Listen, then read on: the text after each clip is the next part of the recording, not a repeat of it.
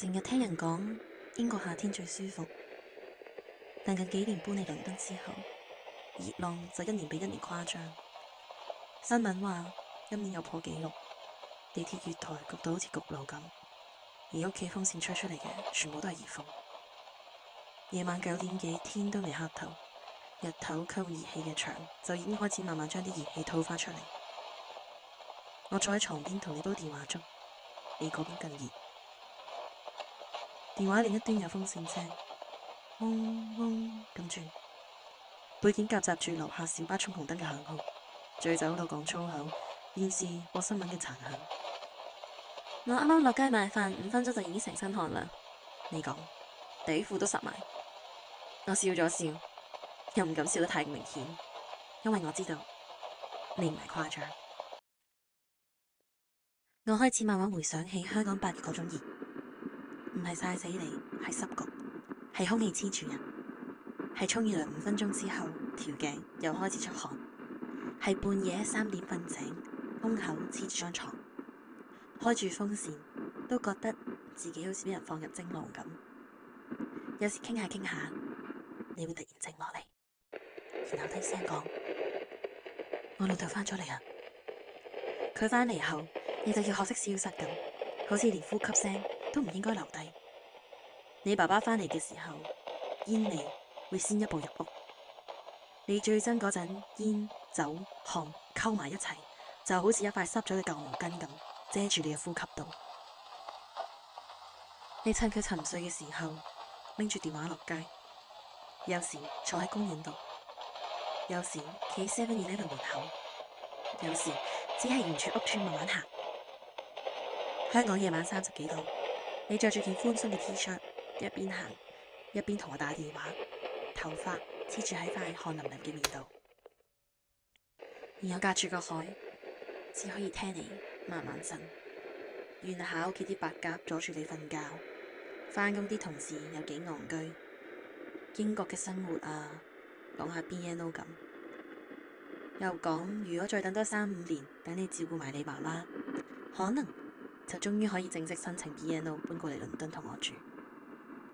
我坐喺倫敦嘅租房，望住窗外嘅藍天，突然好想抱你，唔係想做愛嗰種想啊，只係好想伸手幫你撥開你額前濕住嘅頭髮，輕輕托住你嘅後頸，同你講冇事啊，我喺度啊，唔想你再一個人半夜落街避開酒氣咁危險。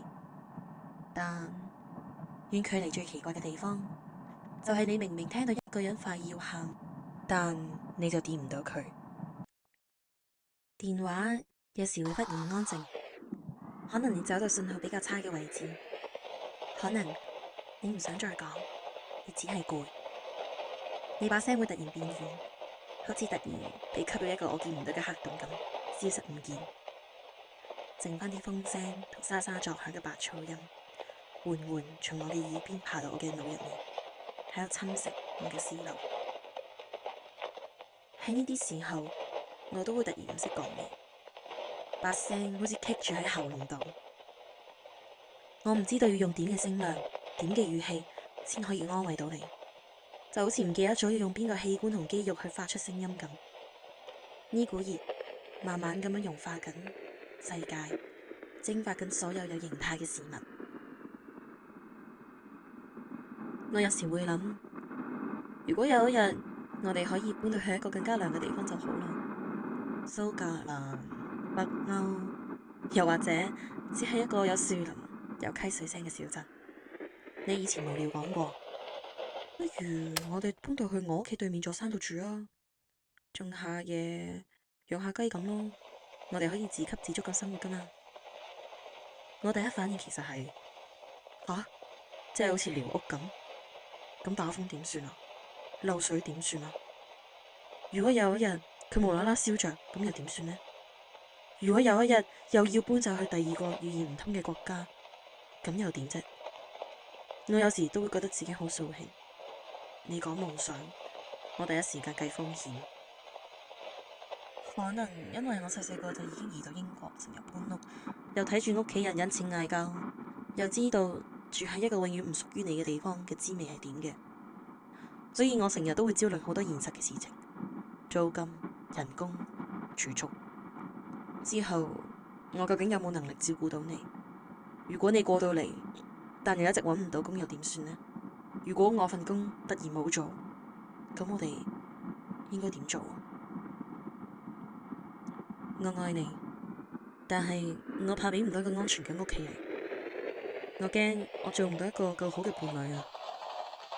英國熱到反常嗰陣，我其實都會好驚㗎。新聞郵報話又有山火、新嘅戰爭、8年如一日嘅能源危機。而今年美伊一開戰，機票都即刻貴咗一折。我望住佢價錢，其實都有驚過，但最後都會咁 confirm，因為我更加怕以後飛唔返嚟見你，驚 BNO 有一日突然閂門，而你趕唔切過嚟。但就算油價再升，機票再貴都好，我都會每年暑假返香港嚟見你，因為總要有人穿過熱浪去見另外一個人。有晚我失眠，求你打電話，電話差唔多收線嘅時候，你問我：如果第時真係搬到一齊住，你最想做咩啊？窗外遠處黑夜慢慢變藍，我諗咗一陣。啱啱好有一架救護車經過，遠遠傳來咿嗚咿嗚嘅聲音。我發現我同你之間有好多重要嘅時刻都伴隨住聲音。你屋企風扇嘅聲，7-11自動門打開嘅聲，你落街散步嘅時候拖鞋磨住地面嘅聲音，仲有你講到喊嗰陣突然靜落嚟嘅呼吸聲，好似連英國熱浪夜晚嗰種焗住嘅空氣都有溫度同聲音咁。我哋傾電話，永遠隔住個海。如果有一日真係可以一齊住嘅話，我終於就唔使再透過電話去聽到你啦，而係真真正正喺同一個空間裏面聽到你呼吸。我開始覺得人同人一齊生活耐咗，會慢慢生成一種屬於彼此嘅背景聲，可能係雪櫃夜晚運轉嘅低鳴，或者我煮緊麵嗰陣，你喺後面開風扇擰頭嘅聲音。於是我答你：如果我哋真係要搬到一齊住，喺間新嘅屋企嘅時候，我會買把最大最涼嘅風扇，面對面大力攬住你。